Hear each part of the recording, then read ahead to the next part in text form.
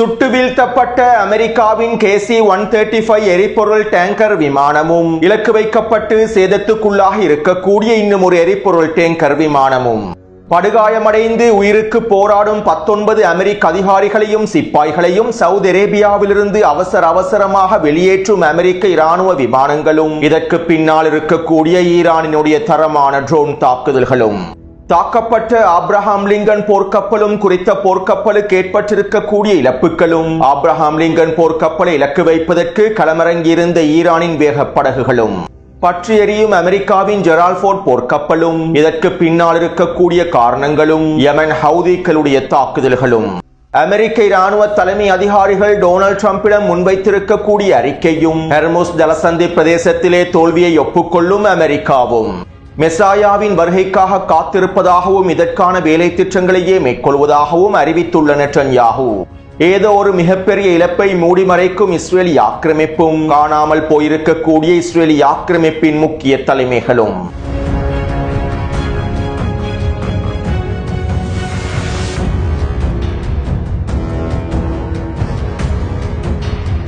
Netanyahu உயிரோடு இருக்கின்றாரா அல்லது கொல்லப்பட்டு விட்டாரா என கடந்த சில நாட்களாக பலர் கேள்விகளை முன்வைத்து வருகின்றீர்கள். சில உளவியல் போர் தந்திரங்களுக்கு அமைவாகவும் மூலோபாய நோக்கங்களுக்கு அமைவாகவுமே ஈரானினுடைய சில ஊடகங்கள் நெட்டன்யாஹூ கொல்லப்பட்டிருக்கலாம் அல்லது படுகாயமடைந்திருக்கலாம் என்கின்ற செய்திகளை வெளியிட்டிருந்தார்கள். முன்னைய காணொளிகளிலும் நான் ஈரானினுடைய இந்த மூலோபாய தந்திரங்கள் தொடர்பாக உளவியல் ரீதியான தந்திரங்கள் தொடர்பாக முன்னைய காணொளிகளில் தெளிவாக குறிப்பிட்டுள்ளேன். மேலும் இஸ்ரேலிய களத்தில் நெட்டன்யாஹூ கொல்லப்படவில்லை, நெட்டன்யாஹூ படுகாயங்களுக்குள்ளாக்கப்படவில்லை. கடந்த 2 நாட்களுக்கு முன்பு நெட்டன்யாஹூ அஷோட் துறைமுகத்திற்கு விஜயம் செய்திருந்தார். மேலும் நேற்றைக்கு முன்தினம் இஸ்ரேலி ஆக்கிரமிப்பின் விமான கட்டளை தளத்திற்கு விஜயம் செய்திருந்தார். நேற்றிரவு போரமைச்சரவை கூட்டம் நடைபெற்றிருந்தது. இந்த போரமைச்சரவை கூட்டத்திற்கு பின்பு நெட்டன்யாஹூ விசேட ஊடக சந்திப்பொன்றையும் காணொலி ஒன்றையும் வெளியிட்டிருந்தார். நெட்டன்யாஹூ கொல்லப்பட்டு விட்டார், நெட்டன்யாஹூ படுகாயமடைந்து விட்டார் என்கின்ற செய்திகள் வெளியானதில் இருந்து நெட்டன்யாஹூ உயிரோடு இருக்கின்றார் என்பதனை உறுதிப்படுத்துவதற்கான நேரலையான காணொளிகளையும் ஊடக பிரச்சாரங்களையும் இஸ்ரேலி ஆக்கிரமிப்பு ஊடகங்கள் மேற்கொண்டு வருகின்றன. அதே நேரம் நெட்டன்யாஹூவுக்கு சொந்தமான வில்லா ஒன்றை இலக்கு வைத்து ஈரானி ஏவுகணை தாக்குதல்கள் மேற்கொள்ளப்பட்டிருந்ததாகவும் இந்த ஏவுகணை தாக்குதலிலே நெட்டன்யாஹூவின் இளைய சகோதரனான இட்டா நெட்டன்யாஹூ கொல்லப்பட்டிருப்பதாகவும் அல்லது அவர் படுகாயங்களுக்குள்ளாக்கப்பட்டிருக்கலாம் என்றும் செய்திகள் வெளியாகி இருந்தன. மேலும் நெட்டன்யாஹூவின் சகோதரன் இட்டா நெட்டன்யாஹூ உயிரோடு தான் இருக்கின்றார் என்பதற்கான எந்தவிதமான ஆதாரங்களையும் இஸ்ரேலி ஆக்கிரமிப்பு ஊடகங்கள் வெளியிடவில்லை. நெட்டன்யாஹூவை நேரலையில் காண்பித்த இஸ்ரேலி ஆக்கிரமிப்பு ஊடகங்கள் அவருடைய சகோதரர் உயிரோடு தான் இருக்கின்றார் என்பதனை உறுதிப்படுத்தக்கூடிய எந்தவிதமான ஆதாரங்களையும் வெளியிடவில்லை. இதனால் நெட்டன்யாஹூவின் சகோதரன் படுகாயமடைந்து வைத்தியசாலையில் இருப்பதற்கான வாய்ப்புகள் அதிகமாகவே இருக்கின்றன, அல்லது நெட்டன்யாஹூவின் சகோதரன் கொல்லப்பட்டிருப்பதற்கான வாய்ப்புகளும் இருக்கின்றன. அதே போன்று கடந்த 2 தினங்களுக்கு முன்பு நெட்டன்யாஹூ இஸ்ரேலி ஆக்கிரமிப்பின் வலதுசாரி அமைச்சர்களோடு விசேட சந்திப்பொன்றை மேற்கொண்டிருந்தார். மேலும் இந்த சந்திப்பு தொடர்பான புகைப்படங்கள் வெளியாகி இருந்தன. அத்தோடு வலதுசாரி அமைச்சர்களுக்கு இடையிலான இந்த சந்திப்பிலே இஸ்ரேலி ஆக்கிரமிப்பின் வலதுசாரி அமைச்சரான நிதி அமைச்சு பொறுப்பிலே இருக்கக்கூடிய ஸ்மோட்ரிச்சும் கலந்து கொண்டிருந்தார். தன்னுடைய மகனை இழந்த சோகம் ஸ்மோட்ரிச்சின் முகத்தில் வெளிப்படையாக தென்பட்டது. அதே நேரம் குறித்த வலதுசாரி அமைச்சர்களுக்கு இடையிலான இந்த அமர்விலே இஸ்ரேலி ஆக்கிரமிப்பின் வலதுசாரி கட்சிகளுடைய தலைவராக இருக்கக்கூடிய பென் குவிர் கலந்து கொள்ளவில்லை. மேலும் பென் குவிரை இலக்கு வைத்து ஈரானிய ஏவுகணை தாக்குதல்கள் மேற்கொள்ளப்பட்டுள்ளன. இதனால் பென் குவிர் படுகாயமடைந்திருக்கலாம் அல்லது கொல்லப்பட்டிருக்கலாம் என்கின்ற செய்திகள் வெளியாகி இருந்தன. முன்னைய காணொலியில் நான் இவை தொடர்பாக தெளிவாக குறிப்பிட்டிருந்தேன். மேலும் இஸ்ரேலி ஆக்கிரமிப்பு ஊடகங்கள் பென் குவிர் கார் விபத்திலே சிக்கி இருப்பதாகவும் வைத்தியசாலையில் அனுமதிக்கப்பட்டிருப்பதாகவுமே செய்திகளில் குறிப்பிட்டிருந்தன. மேலும் இதற்கு பிறகு பென் குவிர் தொடர்பாக இஸ்ரேலி ஆக்கிரமிப்பு ஊடகங்கள் எந்தவிதமான செய்திகளையும் வெளியிடவில்லை. அது மட்டுமல்லாமல் பென் குவிர் வைத்தியசாலையில் இருப்பதற்கான ஆதாரங்களை கூட இஸ்ரேலி ஆக்கிரமிப்பு ஊடகங்கள் வெளியிடவில்லை. மேலும் வலதுசாரி அமைச்சர்களுடைய சந்திப்பில் பென் குவிர் கலந்து கொள்ளாமல் இருந்தது அவருக்கு ஏதோ நடந்துள்ளது என்பதனையும் உறுதிப்படுத்தியுள்ளது. எனவே ஈரானிய ஏவுகணை தாக்குதல்களில் பென் குவிர் கொல்லப்பட்டிருக்கலாம் அல்லது படுகாயமடைந்திருக்கலாம். மேலும் இஸ்ரேலி ஆக்கிரமிப்பு ஊடகங்கள் கடந்த 3 நாட்களாக பென் குவிர் தொடர்பான எந்தவிதமான தகவல்களையும் வெளிப்படுத்தவில்லை. அதே போன்று ஸ்மோட்ரிச்சின் மகன் கொல்லப்படவில்லை என்றும் வைத்தியசாலையில் தீவிர சிகிச்சை பிரிவில் இருப்பதாக இருப்பதாகவும் சில ஊடகங்கள் செய்திகளில் குறிப்பிட்டிருந்தன. ஆனால் ஸ்மோட்ரிச்சின் நிதி அமைச்சகத்தில் அவருடைய மகனுக்கான இரங்கல் நிகழ்வுகளும் நடைபெற்றிருப்பதாக தெரிவிக்கப்படுகின்றது. இவை தொடர்பான தகவல்கள் இஸ்ரேலிய ஆக்கிரமிப்பின் சமூக ஊடக வலைத்தளங்களில் பகிரப்பட்டிருந்தன. மேலும் இஸ்ரேலிய ஆக்கிரமிப்பு ராணுவம் இந்த தகவல்களை பிறகு முழுமையாக நீக்கிவிட்டது. உச்ச ஊடக தணிக்கைகளுக்கு அமைவாகவே இந்த தகவல்கள் அனைத்தும் கட்டுப்படுத்தப்படுகின்றன. அதே நேரம் 12 நாள் போரின் போது இவ்வாறான நிலைமைகள் இருக்கவில்லை. ஒவ்வொரு மணித்தியாலத்திற்கு ஒரு முறையும் நெட்டன்யாகவும் இஸ்ரேலிய ஆக்கிரமிப்பு வலதுசாரி அமைச்சர்களும் கருத்துக்களை ஊடகங்களுக்கு வெளியிட்டார்கள். ஆனால் தற்போது இவர்களுடைய எந்தவிதமான கருத்துக்களும் வெளியிடப்படுவதில்லை. நெட்டன்யாகவும் இஸ்ரேலிய ஆக்கிரமிப்பின் பாதுகாப்பு அமைச்சரும் மாத்திரம்தான் தற்போது கருத்துக்களை வெளியிட்டு வருகின்றார்கள்.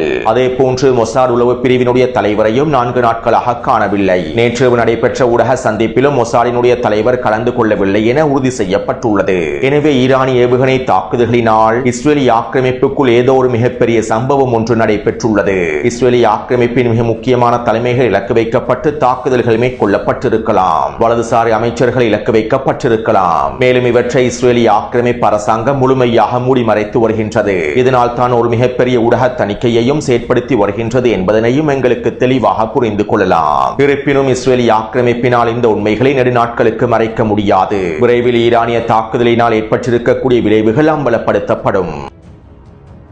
அடுத்து நேற்றிரவு நடைபெற்ற போர் அமைச்சரவை அமர்வுகளுக்கு பின்னால் நெட்டன்யாஹூ ஊடக சந்திப்பில் இவ்வாறு தெரிவித்தார். இந்த போரிலே மீண்டும் களமிறங்கியதற்காக ஹிஸ்புல்லா மிகப்பெரிய விலைகளை செலுத்தப் போகின்றது. நாங்கள் லெபனானிய களத்தில் ஹிஸ்புல்லாவை முழுமையாக நீக்குவோம். லெபனானிய அரசாங்கம் ஹிஸ்புல்லாவை கட்டுப்படுத்துவதற்கு தவறிவிட்டது. இதனால் நாங்கள் தெற்கு லெபனான் பிரதேசத்தை கைப்பற்றி ஹிஸ்புல்லா இராணுவத்தை நிராயுத பாணியாக்குவோம். ஹிஸ்புல்லாவை முழுமையாக அழிப்போம். அத்தோடு நாங்கள் ஈரானுக்குள்ளே வெற்றிகரமான தாக்குதல்களை மேற்கொண்டு வருகின்றோம். ஈரானுக்குள்ளே ஆட்சி மாற்றத்தினை ஏற்படுத்துவதற்கான அனைத்து நிலைமைகளையும் உருவாக்கி வருகின்றோம். ஈரானிய மக்களே, இது உங்களுக்கான நேரம். தற்போது நீங்கள் தான் ஈரானுக்குள்ளே ஆட்சி மாற்றத்தை ஏற்படுத்த வேண்டும். உங்களுடைய முயற்சிகள் இல்லாமல், செயற்பாடுகள் இல்லாமல் ஈரானுக்குள்ளே ஆட்சி மாற்றத்தை ஏற்படுத்த முடியாது என்பதனை நாங்கள் தெளிவாக கூறிக்கொள்கின்றோம். உங்களுக்கான உதவிகளை எங்களால் மேற்கொள்ள முடியும். மேலும் தற்போது நீங்கள் தான் உங்களுடைய சுதந்திரத்திற்காக களமிறங்க வேண்டும். அதே போன்று கொடுங்கோல் ஆட்சியாளரான அலி கமேனியை நாங்கள் படுகொலை செய்துவிட்டோம். தற்போது இன்னும் ஒரு கொடுங்கோல் ஆட்சியாளர் வருகை தந்துள்ளார். இவரையும் நாங்கள் விட்டு வைக்கப் போவதில்லை. ஹிஸ்புல்லா ராணுவத்தின் தலைவரும் முஜ்தபா கமேனியும் எங்களுடைய பட்டியலில் இருக்கின்றார்கள். விரைவில் இது தொடர்பான ஆச்சரியங்களை நீங்கள் எதிர்பார்க்க முடியும். மேலும் நாங்கள் ஈரானிய களத்திலே எவரையும் விட்டு வைக்கப் போவதில்லை. ஈரானிய களத்தில் அனைத்து வெற்றி இலக்குகளையும் முழுமையாக அடைந்து கொண்டு இந்த மத்திய கிழக்கு பிராந்தியத்தையே நாங்கள் முழுமையாக மாற்றுவோம். ஒரு புதிய மத்திய கிழக்கை நாங்கள் உருவாக்குவோம். அதே போன்று மெசாயாவின் வருகைக்காக நாங்கள் காத்திருக்கின்றோம். நிச்சயமாக மெசாயா வருவார். ஆனால் அவர் அடுத்த வியாழக்கிழமையே வருகை தரமாட்டார். மேலும் அவருடைய வருகைக்கான வேலை திட்டங்களையே நாங்கள் மேற்கொள்கின்றோம் என நெட்டன்யாஹூ குறித்த ஊடக சந்திப்பில் தெரிவித்துள்ளார். அதாவது நெட்டன்யாஹூ மெசாயாவினுடைய வருகை என்று குறிப்பிட்டிருப்பது இஸ்லாமியரின் நம்பிக்கைக்கு அமைவாக ஈசா நபியினுடைய மேல் வருகையாகும். அதே நேரம் யூதர்களின் நம்பிக்கைக்கு அமைவாக மெசாயா என்பது உலக அமைதியை ஏற்படுத்துவதற்காக வருகை தரக்கூடிய முக்கியமான தலைவராகும். மேலும் இவர் ஜெருசலம் பிரதேசத்தில் களமிறங்கி 3வது கோவிலை கட்டுவார். உலகில் இருக்கக்கூடிய யூதர்களை ஒன்றிணைத்து இஸ்ரேலை பலப்படுத்துவார் என்றும் யூதர்கள் நம்புகின்றார்கள். இதற்கமைவாகவே தற்போது நெட்டன்யாஹூவும் வெளிப்படையாக நாங்கள் மெசாயாவின் வருகைக்காக காத்திருக்கின்றோம் என ஊடக சந்திப்பில் தெரிவித்துள்ளார். மேலும் நெட்டன்யாஹூவினுடைய இந்த கருத்துக்கள் அல்-அக்ஸா மசூதியை முழுமையாக இடித்து தரைமட்டமாக்கிவிட்டு 3வது கோவிலை கட்டுவதற்கான திட்டங்களையும் உறுதிப்படுத்துகின்றது. மேலும் புதிய மத்திய கிழக்கை உருவாக்குவதற்கான இறுதிப் போரில் தான் நாங்கள் முழுமையாக ஈடுபட்டுக் கொண்டிருக்கின்றோம். மெசாயாவின் வருகைக்காகத்தான் அனைத்து விதமான வேலை திட்டங்களும் முன்னெடுக்கப்படுகின்றது என்பதனையும் நெட்டன்யாஹூ ஒப்புக்கொண்டுள்ளார். அத்தோடு அமெரிக்க மத்திய கட்டளை தளம் டொனால்ட் ட்ரம்பிடம் ஒரு அறிக்கையை சமர்ப்பித்துள்ளது. ஹெர்முஸ் ஜலசந்தி பிரதேசத்திலே கன்னி வெடிகளை விட ஈரானின் அச்சுறுத்தல்களே ஈரானிய கடற்படையின் அச்சுறுத்தல்களே மிகவும் பாதிப்பாக இருக்கின்றன. ஈரானிய கடற்படையினுடைய அச்சுறுத்தல்களை முடிவுக்கு கொண்டு வராமல் ஹெர்முஸ் ஜலசந்தி பிரதேசத்திலே எண்ணெய் கப்பல்களை பாதுகாப்பாக நகர்த்த முடியாது.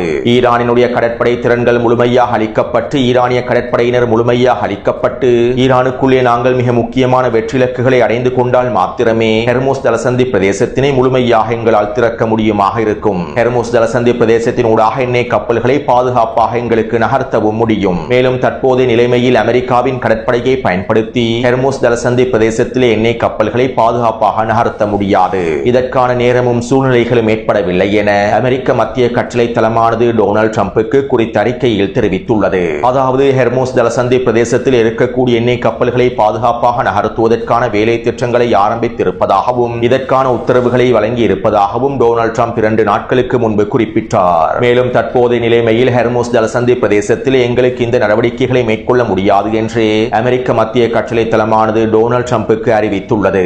அதாவது ஹெர்முஸ் ஜலசந்தி பிரதேசத்திலே அமெரிக்கா தோல்வியை ஒப்புக்கொண்டு விட்டது. ஹெர்முஸ் ஜலசந்தி பிரதேசம் ஈரானிய கடற்படையினுடைய கட்டுப்பாட்டில் முழுமையாக இருக்கின்றது என்பதனை அமெரிக்கா ஒப்புக்கொண்டு விட்டது. மேலும் அமெரிக்காவினுடைய ஒட்டுமொத்த கடற்படைகள் திரண்டெழுந்தாலும் ஹெர்முஸ் ஜலசந்தி பிரதேசத்தை தற்போதைய நிலைமையில் கட்டுப்படுத்தவே முடியாது என்பதனையும் அமெரிக்காவின் மத்திய கட்டளை தளம் ஒப்புக்கொண்டு விட்டது. அத்தோடு நேற்றிரவு செங்கடல் பிரதேசத்திற்குள்ளே நுழைந்த USS ஜெரால்ட் ஃபோர்ட் போர்க்கப்பலில் தீ விபத்து ஏற்பட்டிருந்தது. குறித்த போர்க்கப்பலில் சலவை செய்யக்கூடிய இயந்திரங்கள் இருக்கக்கூடிய பிரதேசத்தில் தான் இந்த விபத்து பதிவாகி இருப்பதாகவும் தீப்பரவல் ஏற்பட்டிருப்பதாகவும் இந்த தீப்பரவலினால் போர்க்கப்பலுக்கு எந்தவிதமான ஆபத்துக்களும் ஏற்படவில்லை என்றும் 2 மாலுமிகள் மாத்திரமே படுகாயமடைந்திருப்பதாகவும் அமெரிக்க மத்திய கட்டளை தளம் அறிவித்தது. உலகிலேயே மிகப்பெரிய கடற்படையாக கருதப்படக்கூடிய மிகப்பெரிய போர்க்கப்பலாக கருதப்படக்கூடிய ஜெரால்ட் ஃபோர்ட் போர்க்கப்பலிலே சலவை இயந்திர தீப்பிடித்து எறிந்திருப்பது வேடிக்கையானதாகும். மேலும் ஈரானுடனான போரிலே அமெரிக்கா அதனுடைய இழப்புகளை முழுமையாக மூடி மறைத்து வருகின்றது. இதனால் குறித்த கப்பலில் தீ விபத்து ஏற்பட்டிருப்பதற்கான வாய்ப்புகள் குறைவாகும். ஒருவேளை ஈரானிய ட்ரோன்கள் குறித்த கப்பலை இலக்கு வைத்து தாக்குதல்களை மேற்கொண்டிருக்கலாம் அல்லது யெமன் ஹவுதி இராணுவத்தினர் ட்ரோன் தாக்குதல்களை மேற்கொண்டிருக்கலாம் என சில ஆய்வாளர்கள் கருத்துக்களை வெளியிட்டுள்ளார்கள். அத்தோடு யெமன் ஹவுதி இராணுவத்தினர் இன்னும் உத்தியோகபூர்வமாக அமெரிக்காவுக்கு எதிராகவும் இஸ்ரேலிய ஆக்கிரமிப்புக்கு எதிராகவும் போரிலே களமிறங்கவில்லை. இதற்கான காரணங்கள் தொடர்பாக முன்னைய காணொளிகளில் தெளிவாக குறிப்பிட்டுள்ளேன். யெமன் ஹவுதி இராணுவத்தினர் ஈரானினுடைய மிக முக்கியமான துருப்புச் சீட்டாகும். இதனால் யெமன் ஹவுதி இராணுவத்தினர் சரியான சந்தர்ப்பத்தில் தான் களமிறங்குவார்கள். மத்திய கிழக்கில் இருக்கக்கூடிய அடிமை அரபு நாடுகள் ஈரானுக்கு எதிராக களமிறங்கினால், போரிலே நேரடியாக களமிறங்கினால், இதன்போது யெமன் ஹவுதி இராணுவத்தினர் நேரடியாக போர்க்களத்திற்கு வருவார்கள். மேலும் இப்படியான நிலைமையில் தற்போது யெமன் ஹவுதி இராணுவத்தினர் உத்தியோகபூர்வமாக அறிவிக்காமல் தொடர்ச்சியான ட்ரோன் தாக்குதல்களை மேற்கொண்டு வருவதாக தகவல்கள் வெளியாகியுள்ளன. அதாவது கடந்த ஒரு வாரமாக சவுதி அரேபியாவின் தெற்கு பிரதேசத்தில் இருக்கக்கூடிய மிக முக்கியமான எண்ணெய் தளமான ஷேபா எண்ணெய் தளத்தை இலக்கு வைத்து தொடர்ச்சியான ட்ரோன் தாக்குதல்கள் மேற்கொள்ளப்பட்டுள்ளன. குறித்த எண்ணெய் தளமானது யெமன் எல்லை கருகாமையிலேயே காணப்படுகின்றது. மேலும் குறித்த எண்ணெய் தளத்தை இலக்கு வைத்து யெமன் ஹவுதிகளே தாக்குதல்களை மேற்கொண்டிருப்பதாகவும் தெரிவிக்கப்படுகின்றது. ஷேபா எண்ணெய் தளத்தை இலக்கு வைத்து தாக்குதல்களை மேற்கொண்டதாக ஈரானிய இராணுவத்தினர் எங்குமே குறிப்பிடவில்லை. மேலும் நேற்றைக்கு முன்தினம் குறித்த ஷேபா எண்ணெய் தளத்தில் மிகப்பெரிய தீப்பரவலும் ஏற்பட்டிருந்தது. யெமன் ஹவுதி இராணுவத்தினுடைய ட்ரோன் தாக்குதலினாலேயே இந்த தீப்பரவல் ஏற்பட்டிருந்தது. இருப்பினும் குறித்த தாக்குதல்களை நாங்கள் தான் மேற்கொண்டோம் என யெமன் ஹவுதி இராணுவத்தினர் அறிவிக்கவில்லை. எனவே இவ்வாறு செங்கடல் பிரதேசத்திற்குள்ளே நுழைந்திருக்கக்கூடிய ஜெரால்ட் ஃபோர்ட் போர்க்கப்பலை இலக்கு வைத்தும் யெமன் ஹவுதி இராணுவத்தினர் தாக்குதல்களை மேற்கொண்டிருப்பதற்கான வாய்ப்புகள் அதிகமாகவே இருக்கின்றன. அடுத்து அமெரிக்காவின் ஃபோர்ட் போர்க்கப்பல் தீப்பிடித்தெறிவதாக செய்திகள் வெளியாக 8 மணித்தியாலங்களுக்கு பின்பு ஆப்ரஹாம் லிங்கன் போர்க்கப்பலை இலக்கு வைத்து ஈரானிய கடற்படையினர் தாக்குதல் ஒன்றை மேற்கொண்டிருந்தார்கள். இலங்கை நேரப்படி அதிகாலை 4 மணி அளவிலேயே இந்த தாக்குதல் மேற்கொள்ளப்பட்டிருந்தது. ஈரானிய எல்லை பிரதேசத்திலிருந்து 700 கிலோமீட்டர் தொலைவிலேயே ஆப்ரஹாம் லிங்கன் போர்க்கப்பல் நிலை கொண்டுள்ளது. மேலும் போர்க்கப்பலை இலக்கு வைப்பதற்கு சாதாரண தாக்குதல் திட்டங்களை மேற்கொள்ள முடியாது. இதற்கமைவாகவே தற்போது ஈரானிய கடற்படையினர் ஒரு சிறப்பு தாக்குதல் திட்டத்தை வடிவமைத்து களமிறக்கியுள்ளனர். அதாவது அமெரிக்காவின் ஆப்ரஹாம் லிங்கன் போர்க்கப்பலை தாக்குவதற்கு ஈரானிய கடற்படையினர் வேகப்படகு ஒன்றை களமிறக்கியுள்ளார்கள். குறித்த வேகப்படகில் ஈரானிய கடற்படையை சேர்ந்த 3 வீரர்கள் சென்றுள்ளார்கள். மேலும் ஆப்ரஹாம் லிங்கன் போர்க்கப்பலுக்கு அருகாமையில் சென்றுள்ளார்கள். இந்த சந்தர்ப்பத்தில் ஈரானிய கடற்படையினர் ஆப்ரஹாம் லிங்கன் போர்க்கப்பலுக்கு எதிரான ஏவுகணை தாக்குதல்களையும் ட்ரோன் தாக்குதல்களையும் மேற்கொண்டுள்ளார்கள். இதன்போது குறித்த தாக்குதல்களை முறியடிப்பதற்காக ஆப்ரஹாம் லிங்கன் போர்க்கப்பலின் வான் பாதுகாப்பு அமைப்புகள் செயற்படுத்தப்பட்ட தருவாயில் ஆப்ரஹாம் லிங்கன் போர்க்கப்பலுக்கு அருகாமையில் நெருங்கிய வேகப்படகு ஆப்ரஹாம் லிங்கன் போர்க்கப்பலை இலக்கு வைத்து தாக்குதல்களை மேற்கொண்டுள்ளது. அதற்குள் இருக்கக்கூடிய ஈரானிய கடற்படையினர் RPG ஏவுகணைகள் மூலமாகவும் தற்கொலை படகுகள் மூலமாகவும் தாக்குதல்களை மேற்கொண்டுள்ளார்கள். ஒரே நேரத்தில் ஈரானிய கடற்படையினர் இந்த தாக்குதல்களை மேற்கொண்டதனால் போர்க்கப்பலில் இருக்கக்கூடிய வான் பாதுகாப்பு அமைப்புகளினால் வேகப்படகின் மூலமாக மேற்கொள்ளக்கூடிய தாக்குதல்களை தடுத்து நிறுத்த முடியவில்லை. மேலும் இந்த தாக்குதலினால் குறித்த போர்க்கப்பலில் சேதங்கள் ஏற்பட்டிருப்பதாகவும் தெரிவிக்கப்படுகின்றது. அதே நேரம் ஈரானின் வேகப்படகை இலக்கு வைத்து போர்க்கப்பலில் முறையில் இருக்கக்கூடிய எந்திர துப்பாக்கிகள் மூலமாக தாக்குதல்களை மேற்கொண்டுள்ளார்கள். இதன்போது ஈரானின் குறித்த வேகப்படகானது அளிக்கப்பட்டிருப்பதாகவும் தெரிவிக்கப்படுகின்றது. அதாவது ஆப்ரஹாம் லிங்கன் போர்க்கப்பலை இலக்கு வைத்து தாக்குதல்களை மேற்கொண்டதற்கு பின்பு ஈரானினுடைய 3 கடற்படை வீரர்கள் வீரமரணம் அடைந்துள்ளார்கள்.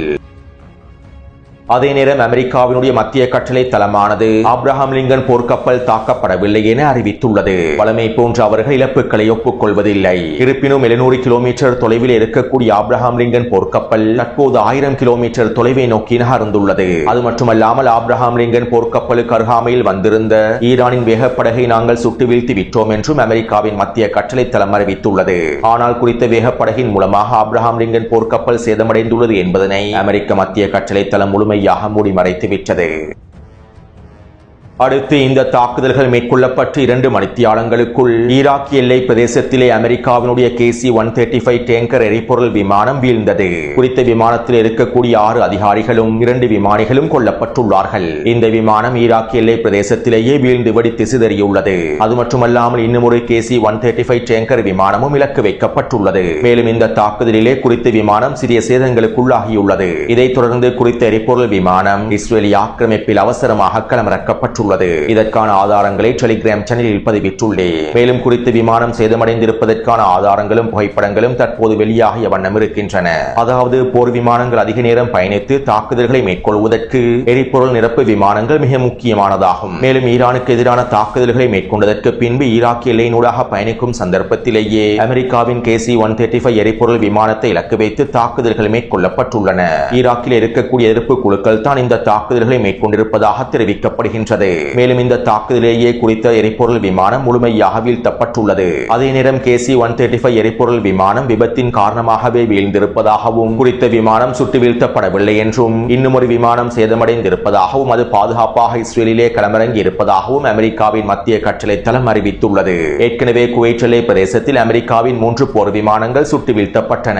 இதனையும் இவர்கள் விபத்து என்று தான் கூறினார்கள். தற்போது மிகப்பெரிய எரிபொருள் விமானம் சுட்டு வீழ்த்தப்பட்டுள்ளது. இதனையும் இவர்கள் விபத்து என்று கூறுகின்றார்கள். எனவே இது எவ்வாறு இருப்பினும் அமெரிக்காவினுடைய மிக முக்கியமான எரிபொருள் டேங்கர் விமானம் சுட்டு வீழ்த்தப்பட்டுள்ளது உறுதி செய்யப்பட்டுள்ளது. அத்தோடு ஈராக் எதிர்ப்பு குழுக்களே இந்த விமானத்தை இலக்கு வைத்து தாக்குதல்களை மேற்கொண்டு அவற்றை சுட்டு வீழ்த்தியுள்ளார்கள் என ஈரானின் காத்தமல் அன்பியா தலைமையகமும் அறிவித்துள்ளது.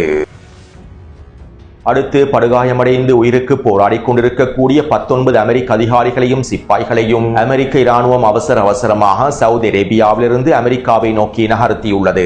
அமெரிக்காவின் இராணுவ விமானங்கள் மூலமாகவே இவர்கள் கொண்டு செல்லப்பட்டுள்ளார்கள். சவுதி அரேபியாவில் இருக்கக்கூடிய அமெரிக்க இராணுவ கட்டளை தளத்தை இலக்கு வைத்தும் அமெரிக்க நலன்களை இலக்கு வைத்தும் ஈரான் தொடர்ச்சியான தாக்குதல்களை மேற்கொண்டு வருகின்றது. மேலும் இதற்கமைவாக அமெரிக்க சிப்பாய்களும் அதிகாரிகளும் சென்று கொண்டிருக்கக்கூடிய வாகனம் ஒன்றை இலக்கு வைத்தும் ஈரான் ட்ரோன் தாக்குதல் ஒன்றை மேற்கொண்டுள்ளது. இந்த ட்ரோன் தாக்குதலின் விளைவாகவே 19 அமெரிக்க அதிகாரிகள் படுகாயமடைந்திருப்பதாகவும் இவர்கள் அவசரமாக அமெரிக்காவுக்கு கொண்டு வரப்பட்டிருப்பதாகவும் அமெரிக்காவின் CBS ஊடகம் செய்திகளில் குறிப்பிட்டுள்ளது. எனவே இந்த காணொளி தொடர்பான கருத்துக்களை பதிவிடுங்கள். அடுத்த காணொளியை விரைவாக பதிவிடுகின்றேன். தொடர்ந்தும் என்னுடன் இணைந்திருங்கள். நன்றி, வணக்கம்.